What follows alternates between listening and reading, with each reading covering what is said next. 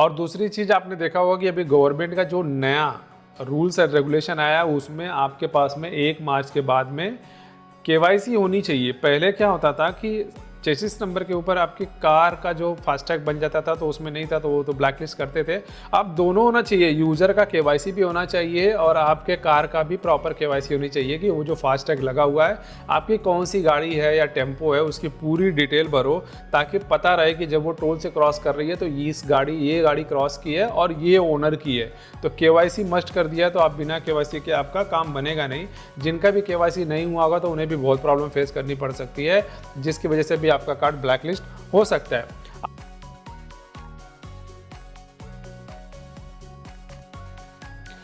Hello दोस्तों, नमस्ते। Technical Ram ji के चैनल में आप लोगों का स्वागत है। और आज हम बात करने वाले हैं कि आपके पास कोई भी फास्टैग है उसमें ब्लैकलिस्ट, सस्पेंड या हॉट लिस्ट या लो बैंक्स जैसे एरर आपको आ रहे हैं तो वो क्यों आ रहे हैं और कैसे आप उसको हटा सकते हैं, उसी के बारे में आज हम पूरी कंप्लीटली वीडियो में बात करने वाले हैं।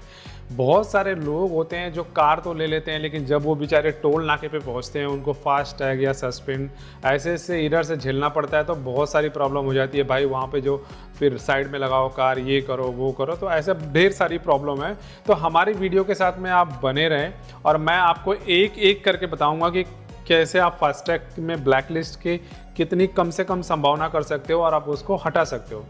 दूसरी चीज़ है कि आपके अगर फास्टैग में अगर सस्पेंड हो गया है तो उसको आप कैसे रिमूव कर सकते हो, या हॉट लिस्ट हो गया है तो उसको कैसे रिमूव कर सकते हो, 1 बाय 1 करके मैं आपको बताऊंगा। तो हमने अपने पिछले वीडियो में भी हमने फास्टैग के बारे में अलग अलग वीडियो हमारे चैनल पे डाली हुई है, आप वहाँ से भी देख सकते हो कि कैसे आप किस फास्टैग आपके पास, जैसे किसी भी कंपनी का फास्टैग हो, like ICI bank, HDFC bank, Paytm हो या अदर जो भी हो, कैसे लॉगिन करना है, कैसे उसमें जाके प्रोफाइल में चीज़ों को मैनेज करना है। तो सबसे पहले हम बात करेंगे फास्टैग के ब्लैकलिस्ट होने का क्या क्या रीज़न होता है जिसकी वजह से आपका फास्टैग ब्लैकलिस्ट हो जाता है।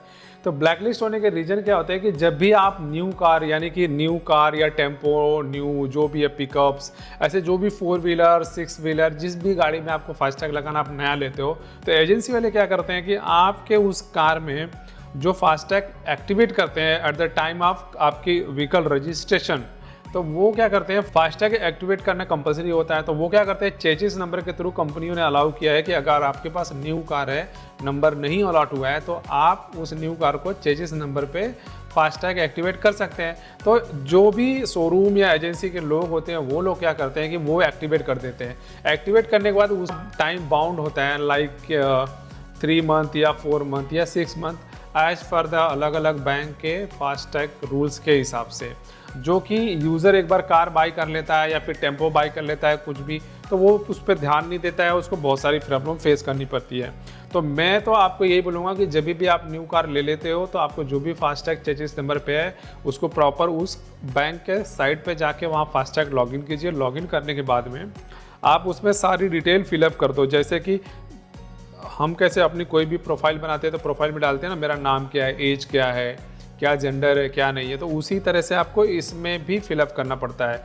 तो किसी भी बैंक का जो रहेगा उसके प्रोफाइल में जाके आप अपनी कार की डिटेल अपडेट कर दो, अदरवाइज आपको ये सारी प्रॉब्लम होती रहती है। और दूसरी चीज़ आपने देखा होगा कि अभी गवर्नमेंट का जो नया रूल्स एंड रेगुलेशन आया उसमें आपके पास में 1 मार्च के बाद में केवाईसी होनी चाहिए। पहले क्या होता था कि चेसिस नंबर के ऊपर आपकी कार का जो फास्टैग बन जाता था तो उसमें नहीं था तो वो तो ब्लैकलिस्ट करते थे।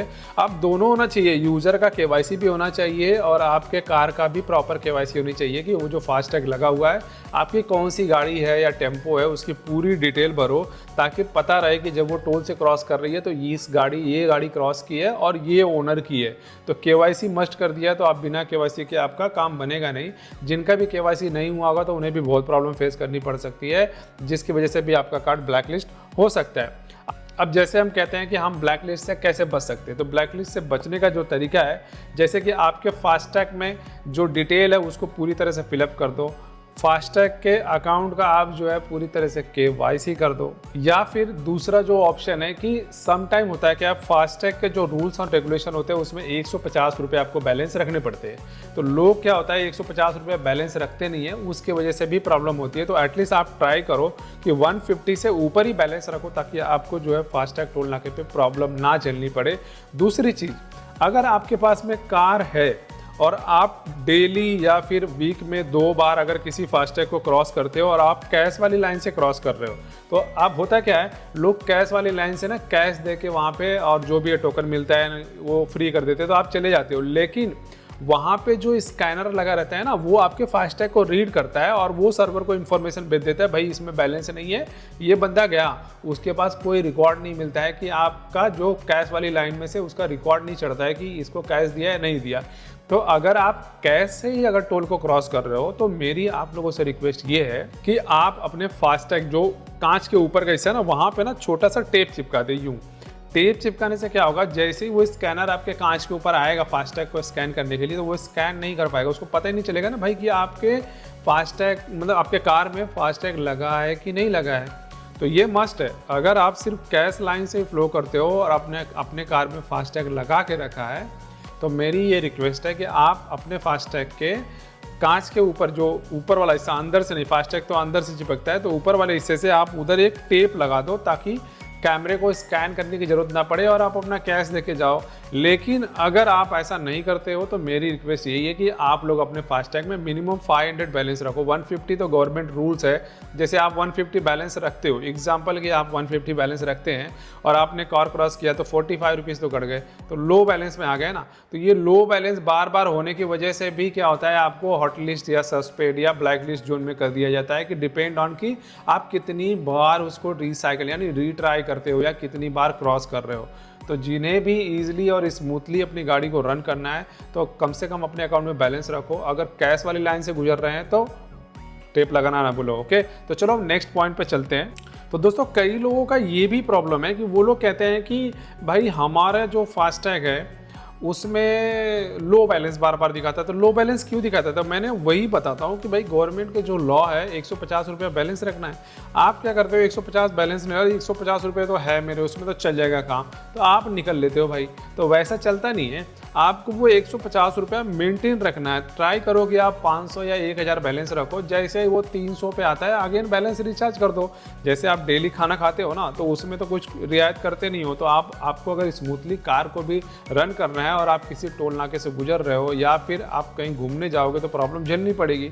तो उससे अच्छा है कि आप ये प्रिकॉशन लेते रहें, अपने बैलेंस को मेंटेन करके रखें, जिससे कि आपको प्रॉब्लम नहीं आए। अगर आप लोगों को लगता है कि मेरे पास फास्टैग है, लाइक ICICI बैंक है, HDFC बैंक है, तो मैं कैसे उसकी KYC अपडेट कर सकता हूं? तो मैं मेरे चैनल के डिस्क्रिप्शन में मेरे जो दूसरे वीडियो ऑलरेडी मेरे चैनल पे लिंक है, ये वीडियो जब फिनिश होगी तो वहाँ पे भी मैं मेरे वो जितने भी फास्टैग के वीडियो बनाए हैं लाइक ICICI के, HDFC के, मैं वहाँ पर पॉइंट अप कर दूँगा, आप उसको देख सकते हो। एंड आप डिस्क्रिप्शन में मेरे उन सारे वीडियोस के लिंक भी मैंने दिया हुआ है, वहाँ पे भी क्लिक करके आप अपना काम कर सकते हो।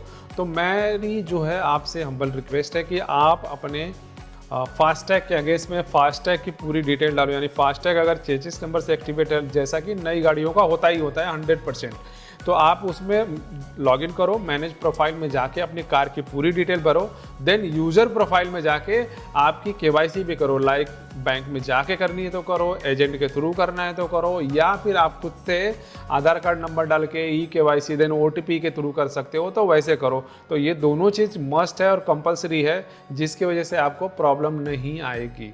तो उम्मीद करते हैं आपको हमारी वीडियो अच्छी लगी होगी और मैंने जो डिटेल्स बताई है उससे आपका काम हो जाएगा। अगर फिर भी आपको प्रॉब्लम्स लग रही है कि यहाँ पे मैं फंस रहा हूँ, नहीं कुछ हो पा रहा है, तो आप मुझे कमेंट सेक्शन में कमेंट करो और मैं आपको रिप्लाई करूँगा कि कैसे आप उस चीज़ से निवारण पा सकते हो या कैसे आप उसको फुलफिल कंप्लीट कर सकते हो। तो थैंक यू यूट्यूब दोस्तों, माय यूट्यूब फैमिली। मैं जो सीखता हूँ वो आप लोगों को बताता हूँ, तो आप हमारे चैनल को लाइक शेयर सब्सक्राइब करो। देखिए, मैं यूट्यूब चैनल पे न्यू हूँ, बट ट्राई करता हूँ कि आप लोगों को जो मैं एक्सपीरियंस मेरा अनुभव करता हूँ, मैं प्रॉपर मुंबई में रहता हूँ, तो जितनी चीज़ें एक्टिविटी मेरे साथ होती है मैं उसको ट्राई करता हूँ कि कैसे मैं ऑनलाइन आप लोगों के पास में लेके आ सकूँ और आप लोग उस चीज़ के बारे में जान सकते हो। तो थैंक यू। हमारे चैनल को लाइक शेयर सब्सक्राइब करना ना भूले, एटलीस्ट सब्सक्राइब तो करो दोस्तों, क्योंकि आपके सब्सक्रिप्शन की वजह से हम आपके लिए ये वीडियो बनाते हैं, ताकि आपको ये चीज़ें पता चल सके कि कैसे आपको किसी चीज़ का सोल्यूशन मिल सकता है। थैंक यू, नमस्ते।